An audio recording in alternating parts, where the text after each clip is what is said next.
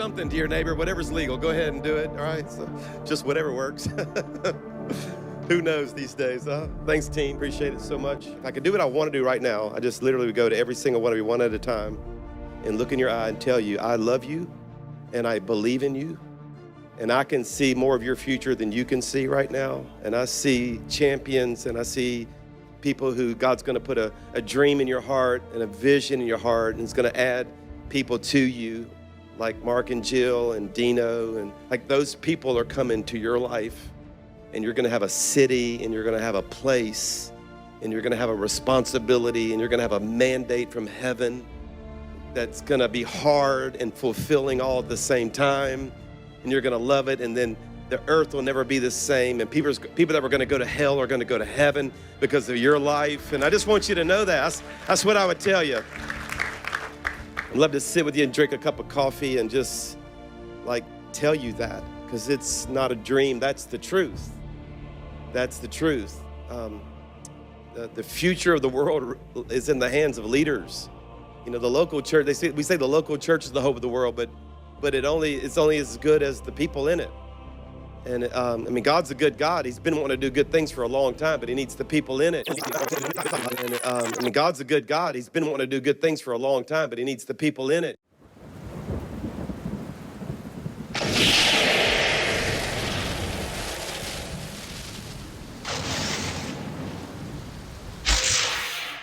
Hello, everyone. Welcome to Long for Truth. My name is Daniel Long.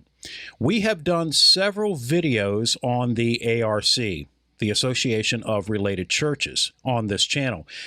And you can actually go on our channel and you can find a playlist there that has all of the videos of the Association of Related Churches. So we're not going to be talking about ARC, you know, as far as the history, the background, and who's involved.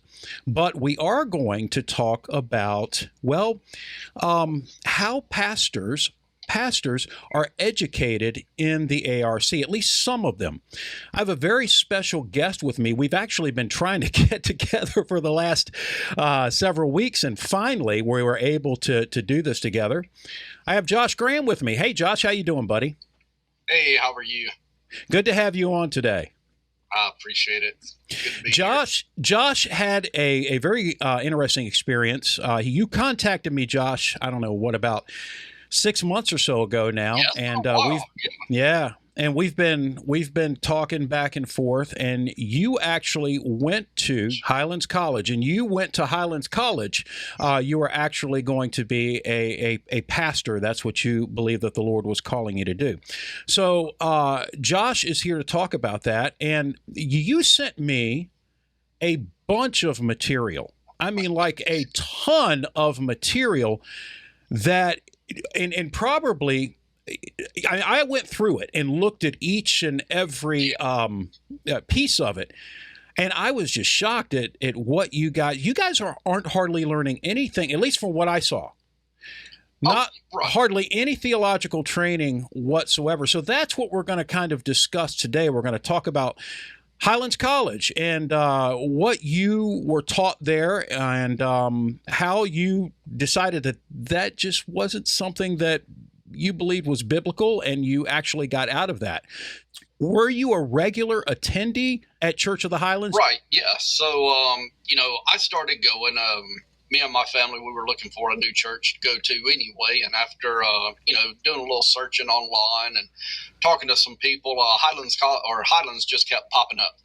So I was like, okay, well, I've never heard of Highlands. And, if you had told me back then that Highlands was the second largest church in the U.S., I would have been floored, because they're based here in Alabama, and, I've never heard of them. So anyway, I tell my wife, you and the kids stay here at this church, and let me just check out this other one, see how I like it. Well, at the time, the Highlands Montgomery was in a hotel. It was still part of what they call a mobile. And so I started going around 2012, somewhere around in there, and I took my Bible, because I'm like, this is just odd to me to watch my preacher on a screen. Yep. And, So I wasn't as grounded as I should have been, especially at the age that I was. So, you know, a lot of the stuff that they were talking about, you know, I mean, it made sense. And I was like, you know, I like it. So I got Stephanie and my kids to come. And you know, after about a year or two, that's when they started building the campus. Well, after I think 2 years, that's when I started the Highlands College. So now let me ask you this. Did you know Chris Hodges personally? Oh, no, you didn't just walk up to Chris Hodges and say, hey, you know, you're a good pastor, and you know, good to meet you. So you actually did? Have you ever actually met him? I did. So, you know, and I know we're going to get into this, but I was part of the dream team, part of the you know, the people that volunteer. So anyway, I was in the main lobby running back and forth doing something, and I you know, hit this little fella, and I was like, oh my gosh, I'm so sorry. I wasn't watching where I was going, and I looked down, and it was Chris Hodges. And I was like, oh my gosh, you're Chris Hodges. But his eyes were just that big around, like he didn't expect to run into anybody. I don't know. So anyway, I was busy, so you know, I was doing my thing, and then after the first, maybe the second service, me and my wife and the kids were going to eat lunch, and there is just a huge line and people around Chris Hodges like he's a celebrity. And I was thinking, you know, just because we see him on screen doesn't mean he's on TV, people. You know, I mean, he is, you know, our pastor. And yeah, I mean, you know, you want to always be in, you know, a relationship with your pastor.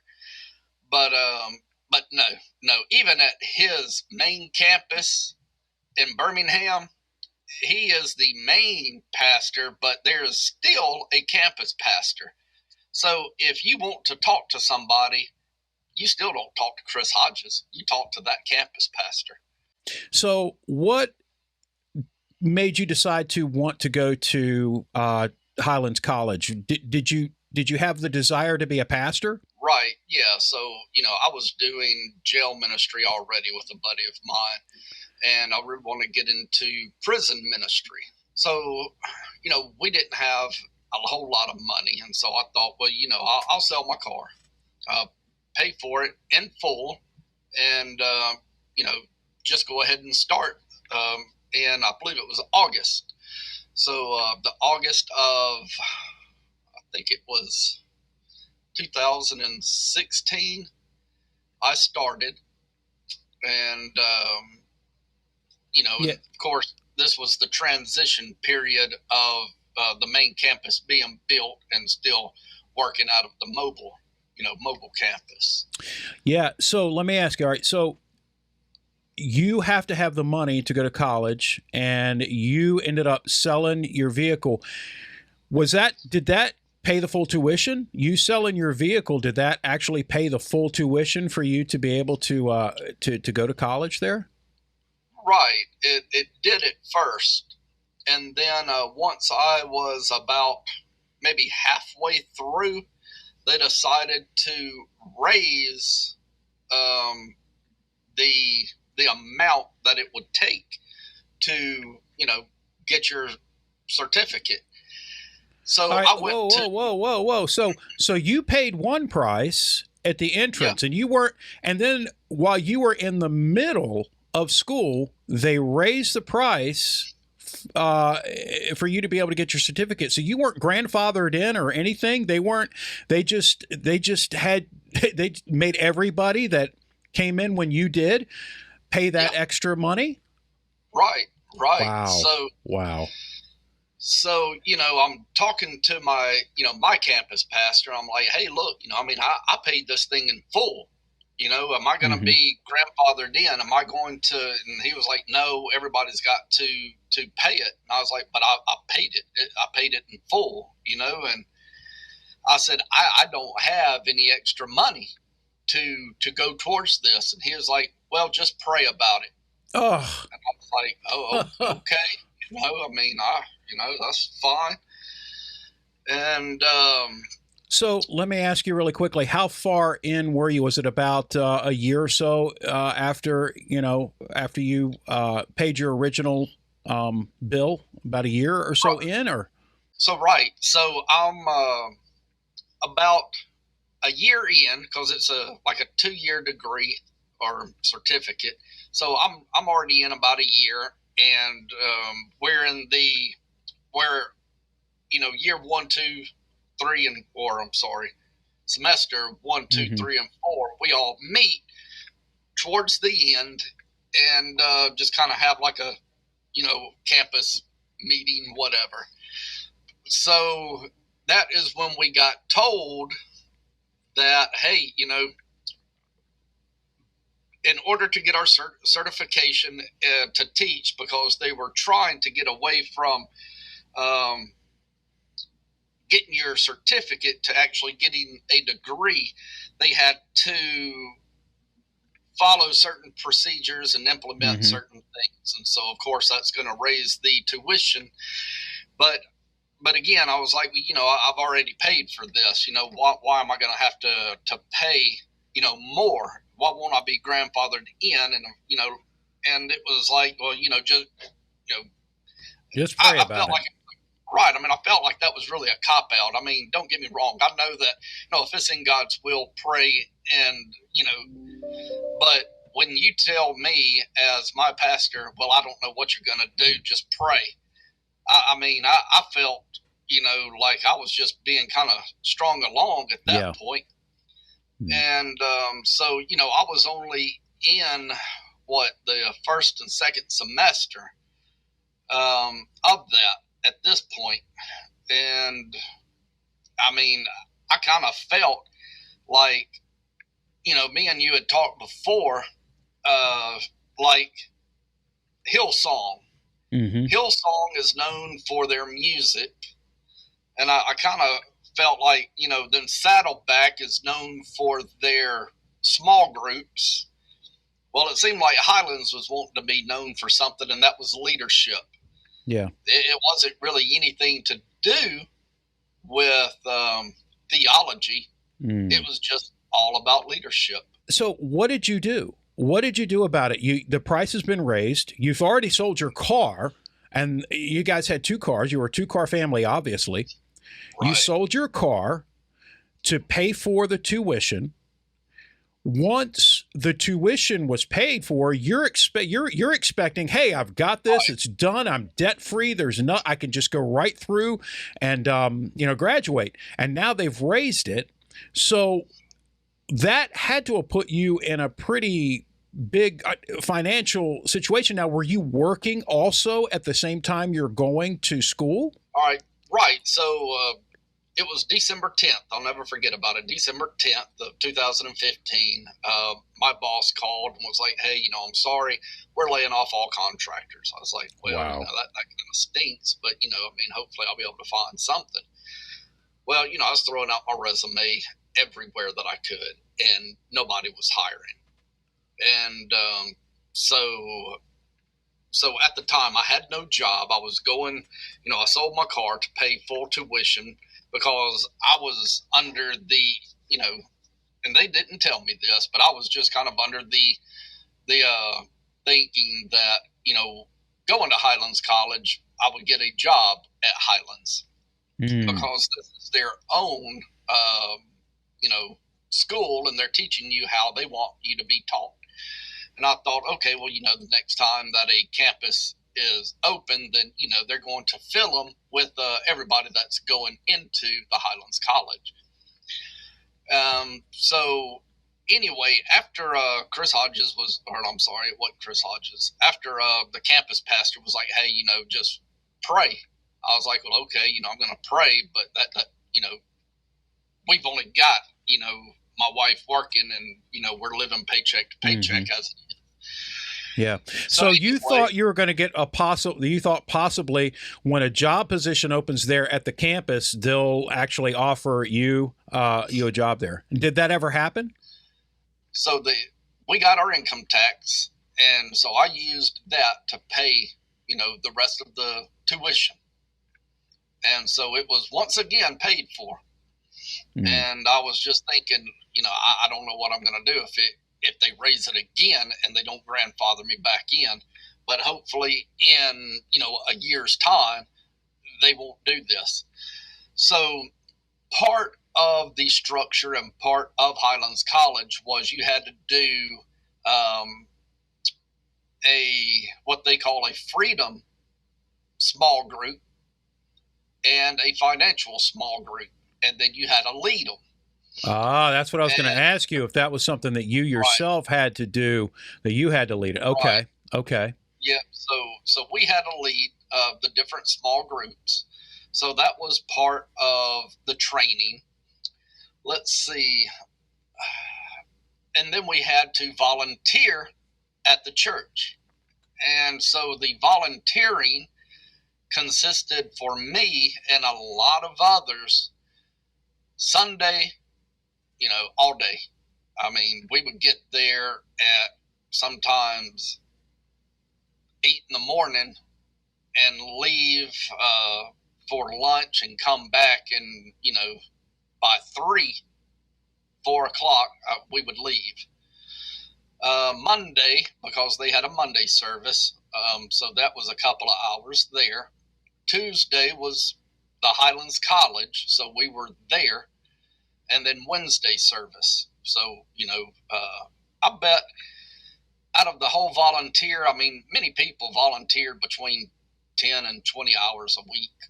And on top of their regular jobs every day. Oh yeah, because I think I was the only one that was without a job, and you had the rest of them. I mean, they had to work, take care of their family, and do this.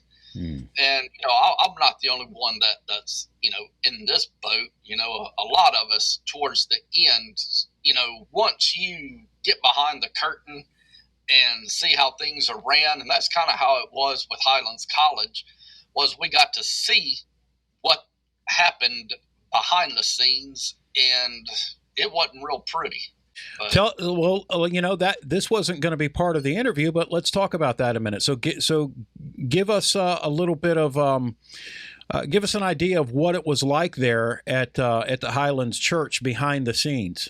When you first walk in and they give you a bulletin, that was one of the things that we learned about. So Chris Hodges got someone that wasn't, a believer to help write this so that it would comfort, sound better, however you want to put it, to the lost.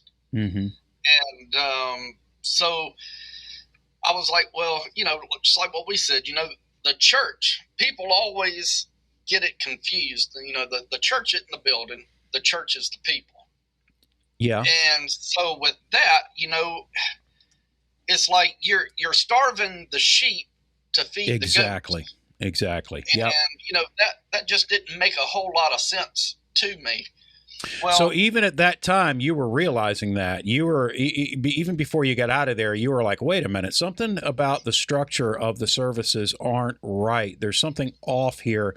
This, I understand that people who aren't Christians need to hear the gospel, but church in and of itself is for the sheep. It's not, right. And it should be designed for that. So even at that, even at that stage, you were starting to realize that. Oh yeah, right. And we even here in the South, we see not as much as the rest of the country, but we still have the transgender, the gay and lesbian. Well, they are in our church, and I found that really funny to have learned that we had gay and lesbian coming into our church that felt comfortable. And they didn't, they were like, oh, I'm going to bring my friends because we like this church. We like how it's presented. And that kind of took me back too, because I was like, why do you feel comfortable? And not only that, but comfortable enough that you want to bring your other friends. So, Wow. once I really started diving even deeper, and you can watch them, every single sermon is the same. Yeah. Yeah. It has a format. Every sermon has a format that is played to. Even the music has a format. And you can go back and watch them and even listen to the music. It starts with, upbeat, and then it starts going to what they call get them in the mood for worship. And so that's why usually the last couple of songs are going to be slower. The way that they taught was, you do it by this format. And, even if the Holy Spirit tells you to preach about something, it's got to be in this format, and it's got to be almost like, I wish I could find it and pull it up real quick, but it is like, tell a story. It's make it about me, then make it about you, then talk about God, and then connect it. So there's like this whole structure. So even if so first of all, there's no exegesis of Scripture. There's no opening up the Bible and taking a passage or going through a book of the Bible, like say the book of Romans, not going through a verse by verse. And we knew that anyway. Most people who watch Chris Hodges knows that. And so there's not a lot of heavy teaching there. And every sermon has kind of got a pattern to it that's put together for Sunday morning. Wow. Okay. So let's talk about the college a minute. Okay. Let's talk about since we're on this topic, what kind of theological training were you given there at Highlands College? The first book that was in semester 1 was a book by Rick Warren called Purpose Driven Life. Yes. Wow. And that was our first book that we had to read. And, he's even got it in his book. Say this prayer. And I guess you're supposed to read it. And then at the bottom, it's like, congratulations, welcome to the family. Okay. Well, there's going to be a lot of people that, they're going to read that and think, hey, great, I'm a Christian. I'm going to go to heaven now. There is so much to be said about conviction. It's, if there's no conviction, there's in repentance. I mean, when you call sin by any other name than what it is, oh, well, you got this problem. No, you got a sin. You're a sinner. Any way that they can wash it down, water it down, it's going to happen. So that was book number 1. So that's your curriculum. That's your theological training there, the purpose-driven life. Right. Let's see. I'm going to pull it up now. Then we had to read Chris Hodges' book, Fresh Air. Fresh Air, I remember. Yep. I was looking at I was looking at all of that. I was looking at all of that curriculum that you sent me. Yeah. And I went and I kind of just went on Amazon and just picked the book, looked at the book and looked at the first, introduction and all that, because you can open the books up on Amazon, And so I'm looking at the introduction of the book and I'm reading. I'm like, you got to be kidding me. This is the kind of training that these guys are getting. Now, I want to be fair though. I do want to ask, not all pastors that start ARC churches go to Highlands College. Some of them are better theologically trained. They go to other colleges. So I don't want to lump every pastor into that category.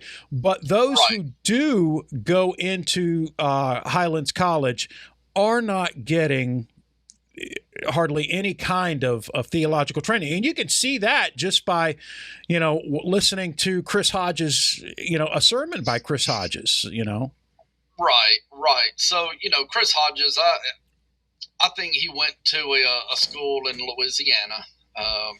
He's I'm not sure which one.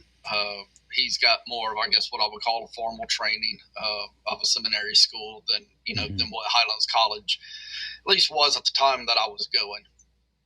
And so semester one was the purpose-driven life, and it's to try to lump everything into, well, everybody's got a purpose, and this, you've got to find your purpose. That just didn't set real well with me either, because some people aren't meant for greatness. Some people are just meant to to work, live an ordinary life. Yeah, that's exactly right. That's exactly right. And it's got the the purpose-driven life and all of this God puts a dream in your heart and has a dream for you to fulfill, and he wants you to fulfill it. All ties in. All of that ties in with the whole purpose-driven theology. Yeah. All right. So let's talk about, there's something that was really interesting when you sent me the material that I saw it, and it just literally blew my mind. And I couldn't believe, I actually couldn't believe that this was actually material that you had to use. And it was called Talk Like Ted, which I'm assuming is training you as a speaker to kind of almost give a TED talk. So I'm looking at this document that you guys were at Highland College were trained to use, kind of to almost as a template for your sermons. Number one, and this is secret number one, unleash the master within. Secret number two, master the art of storytelling. Secret number three, have a conversation. Secret number four, let's talk about that for a second. Teach me something new. What was that all about? So did that have something to do with maybe something new from the Bible that maybe somebody didn't know, or what was that all about? So we always want to teach something out of Scripture, something that for the we're called baby Christians and adults because that's exactly what it is. Spiritually, we are growing just like we're physically growing. And so teach me something new is supposed to be that, where we are teaching people something new every time they come to church. Well, that doesn't always mean that it's going to be something biblical. I was thinking the same thing. Just teach them something new that they may find interesting, because if they find it interesting, they're going to come back. That's the key, huh? Then secret number five, deliver jaw-dropping moments. You've got these 5 ways to create a wow moment in your presentation. Let's talk about that. And I've seen the videos. I've seen the ARC pastors. They've used these things, props and demonstrations and things like that. And so let's talk about that for a moment. Yeah. I mean, there's of course, with Chris Hodges, he's got his touch screen right there now. As he's doing his sermon and stuff, he's able to touch and go through everything. But even getting away from him, anytime that we have a guest speaker, there's always going to be some type of, prop or at least demonstration. But, a lot of the time when they're talking about the jaw drop, it's not always going to be just about bringing in, props and stuff like that. It could be, a story that they tell. It could be, again, I'll always say about Montgomery was always about the numbers. And, if you see any of these that Chris Hodges does about, say, oh, well, we had 5,000 people get saved, and out of the 5,000, we had, 3,000 get baptized. Well, we're really doing the work for God. But, you really got to think, how spiritually mature are these people? Do they really know what baptism is supposed to be about? And then how many are going to actually fall away? Because, it's like planting a seed on the rocky ground. Yeah, absolutely. Absolutely. You're giving them a little bit of food. You're trying to plant a seed, but you're not giving any room for root. Right.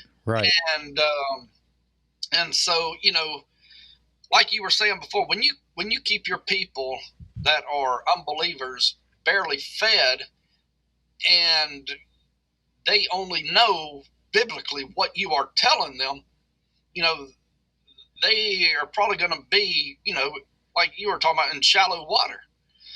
And so when you start talking about numbers, when you start, giving these pictures and images and stuff, I mean, they're going to probably feel more of an impact because they don't really know any better. Yeah. And it's a shame because, and I've watched sermon after sermon after sermon from these guys. And they mention Jesus every once in a while, and they'll mention, Bible stories, but there's absolutely no, I shouldn't say always, but most of the time, at least the ones that I've watched, not much gospel at all. There's something that I saw on number 8, and it says this: secret number 8, favor pictures over text. And I just want to read what it says here. It says, key thought, this technique is called picture superiority. It means we are much more likely to recall an idea when a picture complements it. Why it works? Remember, the brain does not pay attention to boring things. The brain craves multi-sensory experiences. Your audience might not be able to explain why they love your presentation. It will be your little secret. So in other words, don't do boring theology. Don't do boring doctrine. Don't open up the Bible and expound the scriptures. You always got to have something moving back and forth. You got to have things happening all over the place so that people can stay engaged. It really sounds almost offensive, this stuff, because it's almost saying that, hey, you know what? Your people's not smart enough to get it. So you want to make sure that, or most people, I should say, aren't smart enough to get it. So you want to make sure that you're having these little pictures and videos and all these little extra things going on so that people don't get bored. I mean, to me, that just sounds a little bit offensive. Oh, yeah. It's, I'll never forget, I wish I could remember every single sermon by name so I could, classify by what year. But I'll never forget that one of his sermons, he was talking about how somebody came up to him and was like, hey, we need to go a little bit deeper. And, I'd like to go a little bit deeper. And he was, and again, he's telling this, being not televised, but being sent out to all the other campuses now. He didn't say the guy's name, but he was, kind of more or less talking about him. He was like, yeah, I had a guy come up to me that really told me we need to go a little bit more deeper. And he was like, I can go deep. He was like, but the thing is, who would be able to know what I'm saying? I mean, why should I go deep for you and leave all these others out? They wouldn't understand me. And again, we're talking about, and I'm going to say across the board, any mega church like this, they are for the lost. They're not for the church. Mm-hmm. They're what's called seeker sensitive. And instead of trying to preach to the church, they want a certain type of people, and that's it. Yeah. And so that's a sad thing, because that is not what church is about. Church is not about bringing people in and evangelizing them.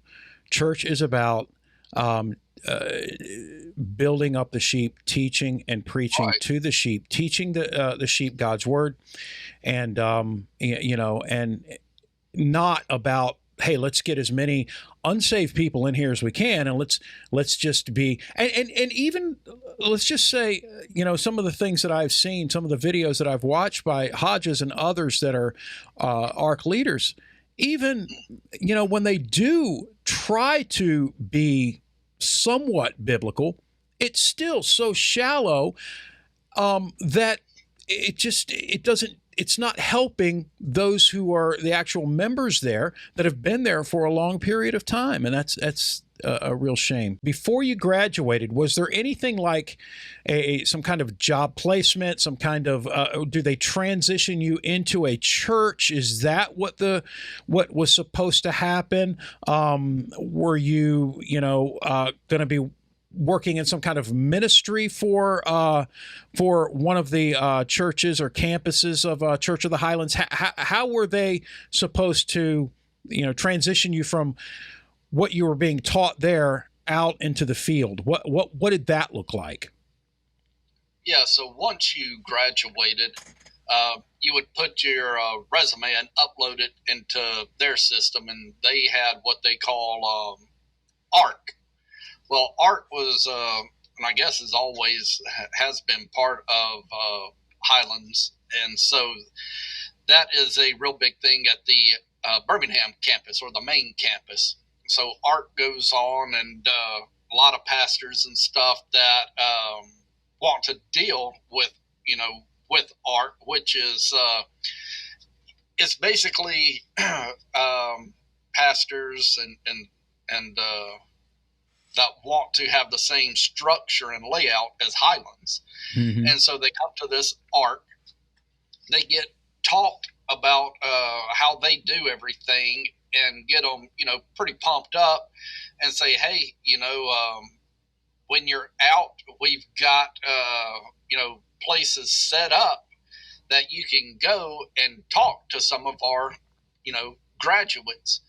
And, if you feel like they're a good fit, then, you can hire them. And so that is kind of the transition of the placement process is through ARC.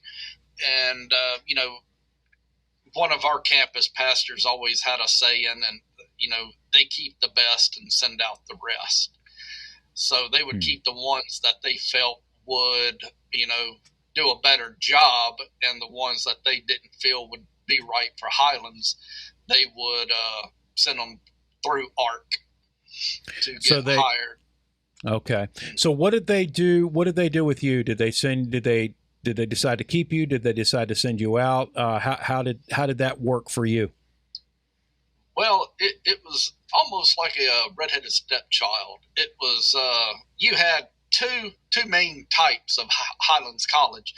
You had the full-time Highlands College, which have a campus, and I'm not real sure, what campus this is at, but I mean, it's full-fledged dorm rooms and everything.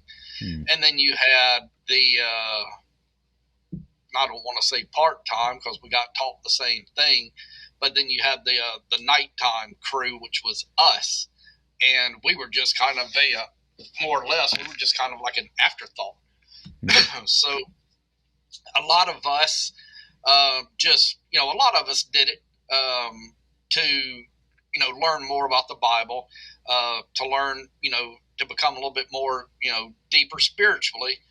And, nobody which didn't happen. I mean, which didn't happen there at Highlands College. You didn't get any kind of real solid biblical any biblical training really whatsoever. You got Rick Warren, you got John Maxwell, you got Chris Hodges, and you got more of John Maxwell and more of Chris Hodges, and so I mean, you really just didn't get anything there.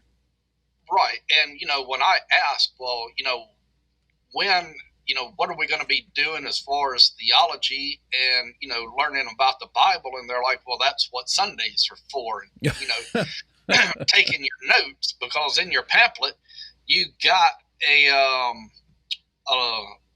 piece of paper outline that was three-hole punched, and they had an outline, and you would have to fill in the outline, and they even had the little 3-ring binders to keep them in. So that was that was your basically your biblical Your training. studies. Wow. Yeah. So, what did they do with you? Did they try to send you out? Did they just kind of say, okay, well, thanks for coming to the college. Hope good luck and hope you find something soon. What happened? Well, that was another thing. So I had somebody approach me and was like, hey, we've got a church up here in Rochester and we're looking for somebody like you. And I was like, okay, great. And, so me, my wife, and kids, we ended up moving to Rochester and become like the associate pastor up there. Well, once I left, I never heard anything from the pastors, any of the, my campus pastors, nothing saying, hey, do you need, help? We're praying for you, nothing. So when we move up to Rochester, now we're, of course, been in contact with them, via Zoom and Facebook and stuff like that, videoing and talking. Well, they kept telling us that, hey, we don't have a whole lot of money. We work as well as preach. And okay, that's fine. Come up. And if I have to get a job on top of doing this job, then, I will. And so that was already kind of under, and agreed. And so we get up there. Well, we found out that they were like multimillionaires, that they don't work a job. They own the software company. And I was like, okay, well, that's a little misleading, but okay. And I asked one of the guys there, I was like, there's something about them that doesn't add up. I said, their theology and my theology are not the same. I said, so can we talk about that for a minute? What do you remember about their theology versus your theology? Well, come to find out, they were had a lot of a Catholic background, and still a lot of ways of their thinking was Catholicism, and which doesn't surprise me because I live in upstate New York, and it's the Catholic influence is really, really heavy up here. So yeah, I know. Okay, so you met this person on LinkedIn. You went up there. You had meetings and on Zoom and Facebook and other things, and they were told that, hey, we work part time. And so we do this part time and we work jobs, and you get up there, you find out that they don't do that at all. And so you had a bad experience there. You come back. Now you're going back to Church of the Highlands, or what was taking place then? Right. So, it was, we were very spiritually depleted. We needed to be, refilled. We really needed an encouragement. We needed to be around, like-minded people. And it was almost like, they just didn't know who we were.